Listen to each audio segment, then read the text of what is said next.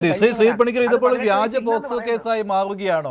മൊണാലിസയ്ക്ക് 18 വയസ്സ് തികഞ്ഞു എന്നാണ് അത് വെരിഫൈ ചെയ്ത രാഹുൽ ഈശ്വർ പറയുന്നത്. 2 സർട്ടിഫിക്കറ്റുകളും വെരിഫൈ ചെയ്തിട്ട് മധ്യപ്രദേശ് സർക്കാർ കഴിഞ്ഞ ദിവസം റദ്ദാക്കിയ ജനന സർട്ടിഫിക്കറ്റ് ഉണ്ടല്ലോ, അത് സമ്മർദ്ദം ചെലുത്തി ചെയ്ത പണിയാണെന്നാണ് രാഹുലിന്റെ വാദം. നോക്കൂ, ഇതിലൊരു പ്രധാനപ്പെട്ട പ്രശ്നം ശ്രീ രാഹുൽ ഈശ്വർ അദ്ദേഹത്തിൻ്റെ തന്നെ വാദങ്ങളെയാണ് ആധികാരികമായിട്ട് ആശ്രയിക്കുന്നത് എന്നുള്ളതാണ്. രാഹുൽ ഈശ്വർ പറയുന്ന വാദങ്ങളെയാണോ മധ്യപ്രദേശ് സർക്കാർ പറയുന്ന വാദങ്ങളെയാണോ നമുക്ക് മുഖവിലക്കെടുക്കാൻ കഴിയുന്നത് എന്ന് ചോദിച്ചാൽ നിശ്ചയമായിട്ടും അതൊരു സർക്കാർ പറയുന്ന കാര്യങ്ങളെയാണ്. ഏതെങ്കിലും രീതിയിലത്തേക്കുള്ള ഒരു പ്രകോപനത്തിൻ്റെ അടിസ്ഥാനത്തിൽ ഏതെങ്കിലും ഒരു ഹിന്ദുത്വ ശക്തി ആവശ്യപ്പെട്ട് കേരള സ്റ്റോറി 3 ക്രിയേറ്റ് ചെയ്യണം എന്നുള്ള ഒരു ആഗ്രഹത്തിൻ്റെ പേരിൽ പറഞ്ഞാൽ അതിന് ഉടനെ തന്നെ വെള്ളം കോരാൻ വേണ്ടിയിട്ട് നിൽക്കുന്ന ആൾക്കാരാണോ നമ്മുടെ നാട്ടിലെ ഒരു സർക്കാർ അല്ലെങ്കിൽ ഒരു സംസ്ഥാനം ഭരിക്കുന്നത് എന്ന് ചോദിച്ചു കഴിഞ്ഞാൽ അത് ലോജിക്കലായിട്ടോ റീസണബിളായിട്ടോ എനിക്ക് തോന്നുന്നില്ല. അതേസമയം ശ്രീ രാഹുൽ ഈശ്വർ പറയുന്ന അദ്ദേഹത്തിൻ്റെ വാദം അനുസരിച്ചിട്ടുള്ള ലോജിക്കലായിട്ടുള്ള ക്വസ്റ്റ്യൻ എന്ന് പറയുന്നത്, എങ്ങനെയാണ് ഒരു വ്യക്തിയുടെ പാൻ കാർഡും ആ വ്യക്തിയുടെ ആധാർ കാർഡും ആ വ്യക്തിയുടെ വോട്ടർ ID കാർഡും ഒക്കെ ഉണ്ടാക്കുന്നത് അത് വ്യാജമായിട്ട് നിർമ്മിക്കാൻ കഴിയുമോ എന്നാണ്. അത് വ്യാജമായിട്ട് നിർമ്മിക്കാൻ കഴിയും എന്നെങ്കിലും നമുക്കറിയാവുന്ന ഒരു കാര്യമാണ്. പക്ഷെ ഒരു സർക്കാരിനെ കൊണ്ട് ഈ രീതിയിലത്തേക്ക് പ്രഷർ ചെയ്തതിന് ശേഷം ഒരു കാര്യം ചെയ്യുക എന്നുള്ളത് എളുപ്പമല്ല. അപ്പോൾ ഇതിൽ വ്യാജമായിട്ടാണ് രേഖ നിർമ്മിച്ചത് എന്നൊന്നും ഞാൻ പറയുന്നില്ല, കാരണം അതൊന്നും നമുക്ക് അറിയുന്ന കാര്യമല്ല. അത് അന്വേഷണത്തിന്റെ ഭാഗമായിട്ട് പെൻഡൻസിയിലുള്ള ഒരു കാര്യമാണ്. പക്ഷേ ഇവിടെ ഏതോ ഒരു പ്രഥം ദുബെയെ പറ്റി ശ്രീ രാഹുൽ ഈശ്വർ പറയുന്നുണ്ട്. അദ്ദേഹം ആരാണെന്നോ അദ്ദേഹത്തിന്റെ ക്രെഡിബിലിറ്റി എന്താണോ എന്നോ അദ്ദേഹത്തിന് ഇതിലുള്ള ഇൻട്രസ്റ്റ് എന്താണോ എന്നതിനെക്കുറിച്ച് എനിക്കറിയില്ല. പക്ഷേ ഞാനിവിടെ ശ്രദ്ധിച്ച വാക്കുകൾ ഈ കുട്ടിയുടെ അച്ഛൻ്റെയും അമ്മയുടേതുമാണ്. അതിൻ്റെ അമ്മ പറയുന്നത്, എൻ്റെ മകൾക്ക് 16 വയസ്സ് മാത്രമേ പ്രായമുള്ളൂ, ഞാൻ വിവാഹത്തിന് പെർമിഷൻ കൊടുത്തിട്ടില്ല എന്നാണ്. അപ്പോൾ ഏതോ ഒരു പ്രഥം ദുബെയാണോ നമ്മൾ ആശ്രയിക്കുന്നത്, അതോ ഈ പെൺകുട്ടിയുടെ അമ്മയെയാണോ എന്ന് ചോദിച്ചു കഴിഞ്ഞാൽ അവിടെയും നേരത്തെ സർക്കാരിൻ്റെ കാര്യത്തിൽ ഞാൻ പറഞ്ഞതുപോലെ തന്നെ ആ പെൺകുട്ടിയുടെ അമ്മയെ നമുക്ക് വിശ്വസിക്കാനായിട്ട് കഴിയുകയുള്ളൂ.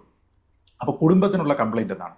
കുടുംബം പറയുന്നത് ഈ പെൺകുട്ടിക്ക് ഇത്ര പ്രായമേ ആയിട്ടുള്ളൂ എന്നാണ്. അതിന് വിവാഹം മാത്രമല്ല രജിസ്ട്രേഷൻ നമ്പർ ഉൾപ്പെടെയുള്ള ബർത്ത് സർട്ടിഫിക്കറ്റ് ആണ് NCST കമ്മീഷന് മുൻപാകെ ഹാജരാക്കിയത്. അതിൽ 959B ആണ് registration number. Date of birth എന്ന് പറയുന്നത് 30/12/2009 5:50 PM.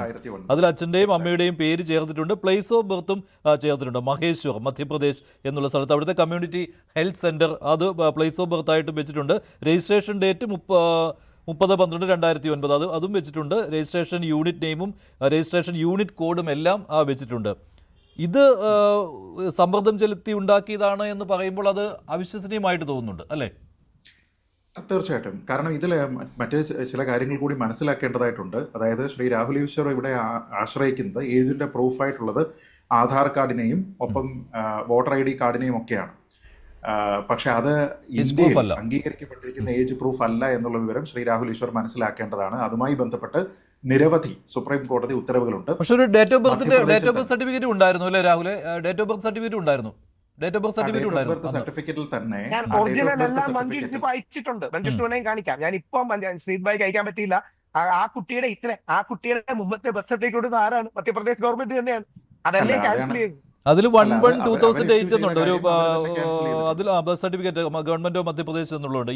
ഈ സർട്ടിഫിക്കറ്റ് ആണ് പിന്നീട് മധ്യപ്രദേശ് സർക്കാർ റദ്ദാക്കിയത്, ക്യാൻസൽ ചെയ്തു. അല്ല, നോക്കൂ, ഇവിടുത്തെ പ്രധാനപ്പെട്ട കാര്യം ഒന്ന്, ആധാർ എന്ന് പറയുന്നത് ഒരു ഏജ് പ്രൂഫിന്റെ ഡോക്യുമെന്റ് അല്ല, ബർത്ത് സർട്ടിഫിക്കറ്റ് ആണ്. പക്ഷെ ഇവിടുത്തെ പ്രധാനപ്പെട്ട പ്രശ്നം ഈ മഹേശ്വർ മുനിസിപ്പൽ കൗൺസിലുള്ള ഈ രജിസ്റ്റർ ചെയ്തിരിക്കുന്ന, അവിടെ നിന്ന് ഇഷ്യൂ ചെയ്തിരിക്കുന്ന ഈ ബർത്ത് സർട്ടിഫിക്കറ്റിൽ 1 ജനുവരി 2008 എന്നുള്ള ഒരു പ്രായമാണ് കൊടുത്തിരിക്കുന്നത് എങ്കിൽ ഈ കുട്ടിയുടെ ഹോസ്പിറ്റൽ റെക്കോർഡുമായിട്ട് അത് മാച്ച് ചെയ്യുന്നില്ല എന്നുള്ളതാണ് പ്രശ്നം. ഇപ്പൊ ആരെങ്കിലും സമ്മർദ്ദം ചെലുത്തിയതിനു ശേഷമല്ല NCST ഇതിനെ റദ്ദ് ചെയ്യുന്നത്, മറിച്ച് പ്രൈമറി ഹോസ്പിറ്റൽ റെക്കോർഡ്സിന്റെ അടിസ്ഥാനത്തിലാണ്. മാത്രമല്ല അത് ഡേറ്റ് ഓഫ് രജിസ്ട്രേഷൻ വന്നിരിക്കുന്നത് 2023-ലാണ്, 5/6/2023. എക്സാക്ട്ലി. അതായത് ഇതിന്റെ പ്രധാനപ്പെട്ട കാര്യം ഒന്നും നമ്മുടെ നാട്ടിൽ പല ആൾക്കാരും ഇന്നത്തെ കാലത്ത് കുറച്ചുകൂടെ പെട്ടെന്ന് തന്നെ ഈ ബർത്ത് സർട്ടിഫിക്കറ്റ് ഒക്കെ തന്നെ എടുക്കാറുണ്ട്. നമുക്കറിയാമല്ലോ, നമ്മുടെയൊക്കെ കാലത്ത് ഉണ്ടായിരുന്ന ആൾക്കാർ ആ സമയത്ത് റെഡിലി ബർത്ത് സർട്ടിഫിക്കറ്റ് എടുക്കുമായിരുന്നില്ല. ചിലപ്പോൾ പാസ്പോർട്ടിന്റെ ആവശ്യത്തിനോ മറ്റെന്തെങ്കിലും ഒരു കാര്യം വരുന്ന സമയത്ത് പിന്നീടായിരിക്കും ഇത് കൊടുക്കുക. അല്ലെങ്കിൽ ജോലിയുടെ ആവശ്യമായിട്ട് ചില സ്വകാര്യ സ്ഥാപനങ്ങളൊക്കെ ബർത്ത് സർട്ടിഫിക്കറ്റ് ആവശ്യപ്പെടും. എൻ്റെയൊക്കെ ബർത്ത് സർട്ടിഫിക്കറ്റ് എടുത്തിരിക്കുന്നത് ആ കാലത്തല്ല, അത് ഹോസ്പിറ്റലിൽ രജിസ്റ്റേർഡ് ആണ്, അതിന്റെ റെക്കോർഡ് അവിടെ ഉണ്ട്. പക്ഷെ പിന്നീട് എത്രയോ കാലം കഴിഞ്ഞ് ഇന്നുള്ള ഫോർമാറ്റിലാണ് എൻ്റെയൊക്കെ ബർത്ത് സർട്ടിഫിക്കറ്റ് കിട്ടിയിരിക്കുന്നത്. ഇവിടുത്തെ പ്രധാനപ്പെട്ട കാര്യം, അങ്ങനെയുള്ള ഒരു ബർത്ത് സർട്ടിഫിക്കറ്റ് ഈ പെൺകുട്ടിയുടെ പേരിൽ ഉണ്ട് എങ്കിലും ഗവൺമെന്റ് ഹോസ്പിറ്റൽ മഹേശ്വർ മധ്യപ്രദേശ് അവിടെ രജിസ്റ്റർ ചെയ്തിരിക്കുന്ന ഈ ബർത്ത് എന്ന് പറയുന്നത് 2009 ഡിസംബർ 30 2009 ഡിസംബർ 30 ആയിട്ടുണ്ട് എങ്കിൽ ആ പെൺകുട്ടിക്ക് 16 വയസ്സേ പ്രായമുള്ളൂ. പക്ഷേ രാഹുൽ പറയുന്നത് എന്തുകൊണ്ടാണ് അല്ല, രാഹുൽ പറയുന്നത് 1/1/2008 എന്നുള്ളതാണ് കൃത്യമായ ഡേറ്റ് ഓഫ് ബർത്ത്. ഈ പറയുന്ന ദുബൈ അദ്ദേഹം സമ്മർദ്ദം ചെലുത്തിയാണ് ഈ 31/12/2009 18 വയസ്സ് തികയാത്ത ആ ബർത്ത് സർട്ടിഫിക്കറ്റ് ഉണ്ടാക്കിയത് എന്നാണ്.